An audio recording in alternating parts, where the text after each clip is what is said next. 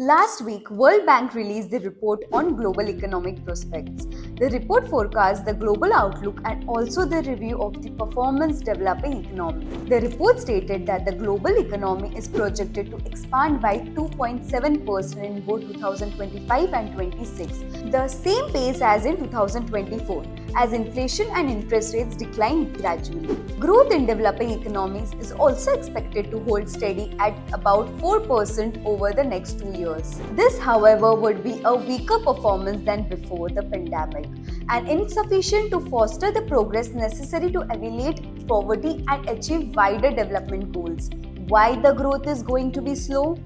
According to the World Bank Group's Chief Economist and Senior Vice President of Development Economy, Mr. Indermit Gill, the factors like foreign direct investments and global trade that once aided the rise of the developing countries have dissipated. In their place, these countries have the face of the daunting headwinds like high debt burdens, weak investments and productivity growth, and the rising cost of climate change. In the coming years, developing economies will end a new playbook that emphasizes domestic reforms to the quicken private investment, deepen trade relations, and promote more efficient use of capital, talent, and energy. Developing economies are more important for the global economy than they were at the start of the century. They account for about 45% of global GDP, up from 25% in 2000. Their independence has grown more than 40% of their goods exports go to other developing economies, double the share in 2000. Developing economies have also become an important source of global capital flows, remittance and development assistance to other developing economies. Between 2019 and 23, they accounted for 40% of global remittance,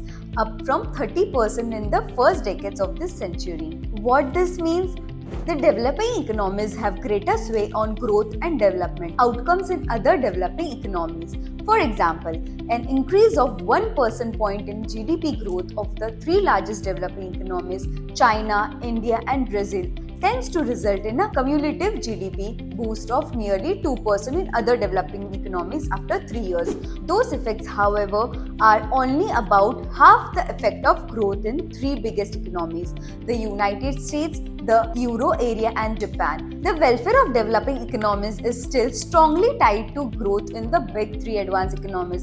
This also means that slowdown in US and China will have also a negative impact in the global economy. The developing economies can work around the limitations by addressing infrastructure needs, speeding up the climate transition, and improving human capital can improve growth prospects. According to the reports, India is emerging as one of the advanced global economy. India is projected to sustain its position as the fastest growing major economy with a growth rate of 6.7 in both financial year 26 and 27. The report attributes India's robust growth to a thriving services sector and a revitalized manufacturing base, driven by transformative government initiative from modernizing infrastructure to streamlining taxes. These measures are fueling domestic growth while positioning India as the cornerstone of global economic stability. Investment in securities market are subject to market risks. Read all the related documents carefully before investing.